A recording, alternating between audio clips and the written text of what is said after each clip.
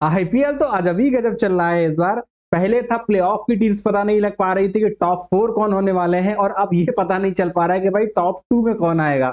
मतलब जब से टीमों ने प्लेऑफ में क्वालिफाई किया है, वो जीतना ही भूल गई हैं, और जो टीम टूर्नामेंट से बाहर हो गई है, उन्होंने मन बना लिया कि भाई हम तो निकल चुके हैं, हम बाकी टीमों की पार्टी खराब करेंगे। शुरुआत इस चीज की करी लखनऊ सुपर जायंट्स ने, उनको ज्वाइन किया सनराइजर्स हैदराबाद ने, और एंड में पीछे पीछे चेन्नई सुपर किंग्स भी आ गई कि भाई हमारा जो आखिरी मुकाबला है वो इतिहास के पन्नों में दर्ज होगा। और आज चेन्नई सुपर किंग्स ने वो क्रिकेट खेल के दिखाई है जिसके लिए वो टीम जानी जाती है, और जिसका जो फैंस तो बहुत बेसब्री से इंतजार कर रहे थे। मतलब गुजरात टाइटंस को, जो कि टेबल टॉपर बनने की उसमें घूम रही थी फिराक में, उसको 83 रनों से मात दे दी आज के मुकाबले में। और टॉप 2 में जाने का जो सपना था गुजरात टाइटंस का, अब वो पूरी तरह से शिफ्ट हो गया बाकी टीमों के हाथ में। और यहाँ पे मुंबई इंडियंस के जो फैंस होंगे ना, वो तो बहुत खुश होंगे, क्योंकि एक बार को पंजाब किंग्स और रॉयल चैलेंजर्स बेंगलुरु के और गुजरात टाइटंस के बीच कंपटीशन चल रहा था कि टॉप 2 में कौन जाएगा। मगर आज चेन्नई सुपर किंग्स ने जैसे ही गुजरात टाइटंस को मुकाबला हराया, तो मुंबई इंडियंस ने भी पार्टी ज्वाइन कर ली है। अब उनके भी चांसेस हो गए दोस्तों टॉप 2 में आने के लिए। और एक तरह से खतरा मंडराना शुरू हो गया है आपका गुजरात टाइटंस के लिए, क्योंकि जो सिनेरियो पॉइंट्स टेबल का दोस्तों चल रहा है ना, उस हिसाब से तो 4 में से कोई भी टीम जो है ना, वो टॉप 2 में जा सकती है। देखिए, गुजरात टाइटंस हमने 14 मुकाबले पूरे खेल चुकी है, अब वो 18 पॉइंट से ऊपर नहीं जा सकती। उसके बावजूद Punjab Kings, royal Challengers Bengaluru और मुंबई इंडियंस के एक एक मुकाबले अभी बाकी हैं, जिसमें पंजाब किंग्स और आरसीबी 17-17 मुकाबलों पे है। वहीं जो मुंबई इंडियंस है वो 16 अंकों के साथ है। अब देखिए, अगला जो मुकाबला है वो पंजाब किंग्स और मुंबई इंडियंस के हाथ में है। यानी कि दोनों जो टीम है ना, उनकी किस्मत का फैसला उनके ही हाथ में है। अब ये दोनों टीमें जब आमने सामने आएंगे, तो इनमें से कोई एक टीम तो जीतेगी। अब अगर पंजाब किंग्स से मुकाबला जीत जाती है, तो वो 19 अंक के साथ टॉप 2 में क्वालिफाई कर जाएगी, क्योंकि आरसीबी के 17 अंक है और गुजरात टाइटंस 19 में जा नहीं सकती। तो डेफिनेटली जो पंजाब किंग्स होगी वो तो टॉप 2 में फिनिश करेगी, और मुंबई इंडियंस का जो टॉप 2 का सपना है वो खत्म हो जाएगा वहीं पे। फिर आखिरी मौका बचेगा दोस्तों आरसीबी के पास, क्योंकि लीग मैचेस का लास्ट मुकाबला उनका है लखनऊ सुपर जायंट्स के सामने। तो अगर आरसीबी ने वो मुकाबला जीत लिया, तो आरसीबी और पंजाब किंग्स टॉप 2 में फिनिश करेंगी। अब दूसरा सिनेरियो आप देखो, अगर पंजाब किंग्स यहां से हार जाती है, तो वो रह जाएगी 17 पे, और मुंबई इंडियंस 16 अंकों के साथ ऊपर पहुंच जाएगा, 18 अंकों के साथ ऊपर पहुंच जाएगा। उस समय चांस बन जाएगा गुजरात टाइटंस और मुंबई इंडियंस का। वो इंतजार में होंगे कि जो आरसीबी और लखनऊ सुपर जायंट्स के बीच मुकाबला होता है, उसमें अगर लखनऊ जीत जाती है, तो फिर मुंबई इंडियंस और गुजरात टाइटंस क्वालिफाई कर जाएंगे। और अगर पंजाब किंग्स मुकाबला जीत जाती है और यहाँ पे आरसीबी अपना मुकाबला हार जाती है, तो पंजाब किंग्स और गुजरात टाइटंस क्वालिफाई कर जाएंगे। तो मतलब हर टीम के चांस हैं, बहुत सारे समीकरण हैं, बहुत सारी अपॉर्चुनिटी है। अब देखना यह है कि भाई इन अपॉर्चुनिटी का फायदा कौन सी टीम उठाएगी, क्योंकि जो देखिए गुजरात टाइटंस के हाथ में जो बाजी थी कि वो आज का मुकाबला जीतते और सीधे टॉप 2 में फिनिश करते, वो उनके हाथ से निकल चुकी है। अब जो बाजी है वो पंजाब किंग्स की उनके हाथ में है, आरसीबी की उनके हाथ में है, और मुंबई इंडियंस की बाजी उनके हाथ में। मतलब 3 टीमें जिनकी बाजी उनके हाथ में है। अब देखिए, जो टीम यहाँ से जीतेगी वो टॉप 2 में जाएगी, और जो हारेगी वो दूसरी टीम को मतलब मदद करेगी, और खुद वो टॉप 2 की रेस से बाहर हो जाएगी। एक बड़ी चीज, मतलब बड़ा सवाल फैंस के मन में चल रहा था आज के मुकाबले में, और वो था दोस्तों एमएस धोनी का लास्ट मुकाबला है क्या ये? क्या वो मतलब टूर्नामेंट से संन्यास लेने वाले हैं? इसके बाद अब वो खेलते हुए आपको नजर नहीं आएंगे? बहुत सारी बातें चल रही थी, और एंड में जब प्रेजेंटेशन में उनसे पूछा गया कि भाई क्या अब आप रिटायर हो रहे हैं, आप आईपीएल छोड़ रहे हैं, तो एमएस धोनी ने जो स्टेटमेंट दी ना, वो आप सभी के सामने है। उन्होंने कहा, I am not saying I am done, I am not saying I am coming back. मतलब उन्होंने कहा कि मैं ये भी नहीं कहता कि भाई मेरा क्रिकेट खत्म हो गया, मैं संन्यास ले रहा हूं, और मैं ये भी नहीं कह रहा कि भाई मैं अगले साल खेलने आऊंगा ही आऊंगा। एमएस धोनी के इस स्टेटमेंट से एक बात तो क्लियर है कि जो चीज वो पहले बोल रखी है उन्होंने, वो उसी पे मतलब अभी भी स्टिक है कि भाई एक आईपीएल से दूसरे आईपीएल के सीजन में पूरे 1 साल का लगभग डिफरेंस होता है, 10 से 11 महीनों का अंतर होता है। तो उन 11 महीनों में वो रीअसेस करते हैं अपनी बॉडी को, अपनी फिटनेस को, उसके बाद वो डिसाइड करते हैं कि भाई वो आईपीएल खेलने लायक है कि नहीं है। तो इस स्टेटमेंट से साफ ये है कि भाई उनका जो डिसीजन है आईपीएल खेलने का या आईपीएल से रिटायर होने का, वो आएगा जब अगला सीजन स्टार्ट होने वाला होगा, उससे 10-15 दिन पहले।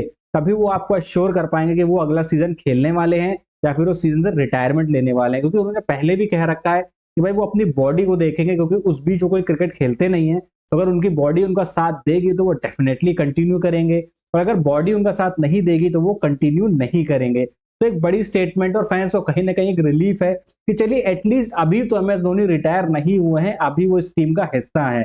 बात करेगा दोस्तों मुकाबले की, तो आज मतलब Chennai super Kings full mood में आया था मैच जीतने के और गुजरात टाइटंस की पार्टी खराब करने से। इस बात का अंदाजा आप इसी बात से लगा सकते हैं कि टॉस जीत के चेन्नई सुपर किंग्स का हम पहले बैटिंग करेंगे और बैटिंग ऐसे करी कि जैसा पावर प्ले फैंस एक्सपेक्ट कर रहे थे कि भाई चेन्नई सुपर किंग्स देगा उनको, मगर पूरे टूर्नामेंट देखने को नहीं मिला। लेकिन आज स्टार्टिंग से ही बॉल बाय बॉल हिट करना चालू कर दिया था। फिर आयुष मात्रे एज यूजुअल जो स्टार्ट देते हुए आ रहे थे, सेम उन्होंने उसी अंदाज में खेला।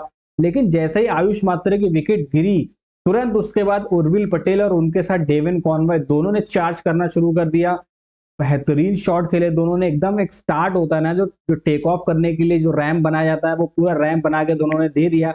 उर्विल पटेल की विकेट गिरने के बाद फाइनली जाके 4 नंबर पे हमको खेलते हुए दिखाई दे शिवम दुबे, जो उनकी पोजीशन है जिसमें काफी सालों से खेलते हुए आ रहे थे, बट इस सीजन उनको उतना उस नंबर पे खेलते हुए दिखाई नहीं पड़े वो, जिसका खामियाजा चेन्नई सुपर किंग्स ने भुगता। पर देर आए दुरुस्त आए, लेकिन बहुत देर है, पर फिर भी शिवम दुबे में 4 नंबर पे खेलते हुए दिखाई दिए। और फाइनली चेन्नई सुपर किंग्स ने एक सेंसिबल फैसला लिया कि भाई जब 2 या 3 विकेट गिरती हैं तो आपके जो बॉलिंग ऑलराउंडर है उनको प्रमोट नहीं किया जाता है, जो जेन्युइन और लेजिटिमेट बैट्समैन है उस रोल के लिए फिट होते हैं उनको आपको ऊपर भेजना चाहिए। शिवम दुबे ने भी आते ही सीधे स्पिनर्स को 4 आड़े हाथों लेना शुरू कर दिया। बहुत लंबी पारी नहीं आई, मात्र 17 रन पे आउट हुए। उसके बाद आते हैं डेवाल्ड ब्रेविस। भाई ब्रेविस को जिस चीज के लिए लिया गया था ना, वो चीज उन्होंने करके दी। और जिस चीज के लिए डेवाल्ड ब्रेविस दोस्तों जाने जाते हैं, वो काम डेवाल्ड ब्रेविस ने किया। और जो कुटाई लगाई है गुजरात टाइटंस के बॉलर की, 23 बॉलों में 57 रन की शानदार पारी, जिसे 5 छक्के और 4 चौके शामिल हैं। डेविन कॉनवॉय ने भी ताबड़तोड़ 35 बॉलों में 52 रन बनाए। रविंद्र जडेजा एज यूजुअल जैसे वो स्लो खेलते रन बॉल खेल रहे थे, वो डेवाल्ड ब्रेविस को ज्यादा से ज्यादा बॉलें खिला रहे थे, इसीलिए आपको स्कोर कार्ड में 18 बॉलों में 31 रन उनका दिखाई देगा। मगर वो एक सपोर्टिंग रोल निभा रहे थे, जो उस वक्त बहुत ज्यादा जरूरी भी था, क्योंकि जिस फ्लो में डेवाल्ड ब्रेविस खेल रहे थे, मुझे नहीं लगता रविंद्र जडेजा उस फ्लो में खेलते, या फिर रन बनाने के चक्कर में अगर जडेजा अपने विकेट गंवा देते तो शायद चेन्नई सुपर किंग्स इतने रन नहीं बना पाते जितने वो बना पाई। और निर्धारित 20 ओवरों में 230 रन बनाने में चेन्नई कामयाब रही।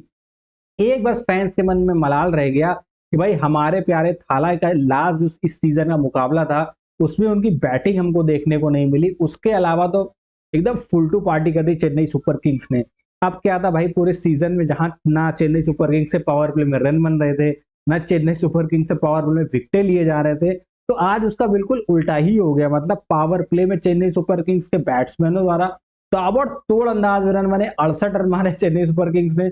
और जब बॉलिंग कराने की बारी आई दोस्तों, तो पावर प्ले के अंदर ही इस टीम ने 3 बड़े विकेटें चटका दी, जिसमें शुभमन गिल का विकेट शामिल था, जॉस बटलर का विकेट शामिल था और शेरफन रदरफोर्ड का विकेट शामिल था। और आप सभी जैसा कि जानते हैं कि गुजरात टाइटंस के अगर टॉप 3 आपने उड़ा दिए तो गुजरात टाइटंस वहां से मुकाबला जीत नहीं सकती। और वैसे भी 230 रन तो बहुत बड़ा रन चेज होता है।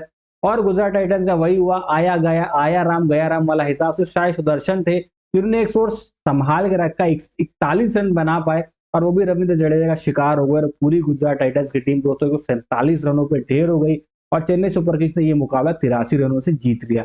देखिए टॉप 2 की रेस में टीम है कि नहीं है वो एक अलग मसला है, but at least Gujarat Titans playoff में है। अगर टॉप 2 फिनिश नहीं भी करेगी, फिर भी वो एलिमिनेटर और क्वालिफायर 2 खेलेगी। और इनकी टीम की जो बॉलिंग है ये बहुत बड़ा मसला है। बैक टू बैक 200 रन खा रही है। दिल्ली कैपिटल्स के सामने मुकाबला था, उसमें 200 रन खाए इन्होंने, वो चेस कर ले गए। उसके बाद पिछला मुकाबला जो इनका था उसमें इन्होंने 200 रन खाए, वो रन चेज ये नहीं कर पाए सनराइजर्स हैदराबाद के सामने। और अभी चेन्नई सुपर किंग्स के सामने फिर से ये 200 रन खाए और रन चेज नहीं कर पाए। तो मतलब कंसर्न दोस्तों हैं गुजरात टाइटंस के। ऐसा नहीं है कि सब कुछ बढ़िया चल रहा है। प्लेऑफ में जब तक जीतते हैं ना आप, तब तक आपकी कमियां दिखाई नहीं देती, लेकिन जैसे ही आप हारना शुरू करते हैं, आपकी कमियां उजागर होना शुरू होने लगती है। और वही चीज हुई कि गुजरात टाइटंस, देखिए माफ कीजिएगा, हैदराबादी लखनऊ सुपर जायंट्स के सामने 230 प्लस का रन खाए, और फिर चेन्नई सुपर किंग्स के सामने भी 230 प्लस का रन खा चुके हैं। अब बॉलिंग में देखिए सिर्फ प्रसिद्ध कृष्णा है जो इंप्रेस कर रहे हैं, जो विकेट चटका रहे हैं, जो मतलब कि रन खा रहे हैं, पर एक एक बोलता नहीं है कि सेंसिबल बॉलिंग कर रहे हैं, तो वो सिर्फ प्रसिद्ध कृष्णा है जिनकी बॉलिंग में थोड़ी सी धार नजर आ रही है। उसके अलावा किसी भी बॉलर की बॉलिंग में धार नजर नहीं आ रही। आज प्रसिद्ध कृष्ण ने 4 ओवर में 22 रन देकर 2 विकेटें चटकाई हैं। बाकी राशिद खान तो बिल्कुल आउट ऑफ फॉर्म चल रहे हैं, आज 4 ओवर में 42 रन दिए। हालांकि विकेट एक चटका है, लेकिन इकॉनमी 10.5 का। मोहम्मद सिराज की अगर आप बात कर लो तो 12 का इकॉनमी मोहम्मद सिराज का। और मुझे एक चीज ये समझ, और अरशद खान मतलब जो एक प्रीमियम बॉलर थे इस टीम के, ऊपर से विकेट चटकाते थे, आज उनको भी आड़े हाथों लिया चेन्नई सुपर किंग्स ने। 2 ओवर में 42 रन मार दिए। मतलब इतनी क्लास बैटिंग दिखाई है चेन्नई सुपर किंग्स ने। और गुजरात टाइटंस के लिए अब अलार्मिंग सिचुएशन है कि भाई एक तो आपकी टीम टॉप 3 पे रिलाई करती है, उसमें भी प्लेऑफ में आपको जॉस बटलर होंगे नहीं, तो ऑलरेडी आपकी बैटिंग है ना वो कमजोर नजर आ रही है। ऊपर से अगर आपकी बॉलिंग बार बार 200 प्लस का रन खाएगी तो कब तक ये बैटिंग लाइन अब आपको रन चेस करके देगी। तो अब सोचना पड़ेगा, राशिद खान को भी सोचना पड़ेगा भाई अपनी परफॉर्मेंस अप करिए, क्योंकि अब मौका है एक्सपीरियंस और बड़े खिलाड़ी का रोल निभाने का। और अगर गुजरात टाइटंस ऐसे ही खेलते रही तो मुझे नहीं लगता कि इस बार की जो ट्रॉफी है वो उनके हाथ में आएगी। ट्रॉफी मुझे गुजरात टाइटंस के हाथ से दूर जाती हुई दिख रही है अगर इसी तरह का परफॉर्मेंस ये टीम ने किया। मगर वो है कि हो सकता है कि दिन दिन की बात है। बाकी गुजरात को अगर टूर्नामेंट जीतना है तो उनके बॉलर्स को भी कंधे से कंधा मिलाकर चलना पड़ेगा बैट्समैन के साथ। और जो इनका मिडिल ऑर्डर और लोअर मिडिल ऑर्डर उनको भी एक स्टेप ऊपर आना पड़ेगा, क्योंकि भाई जॉर्ज बटलर के जाने से ना इस टीम को बहुत ज्यादा दिक्कतें आने वाली हैं। दोस्तों आप कमेंट करके बताइएगा क्या गुजरात टाइटंस इस बार ट्रॉफी उठाएगी कि नहीं उठाएगी। बाकी वीडियो पसंद आई तो वीडियो को लाइक कर दीजिएगा, चैनल को सब्सक्राइब कर दीजिएगा और फैमिली फ्रेंड के साथ इसको शेयर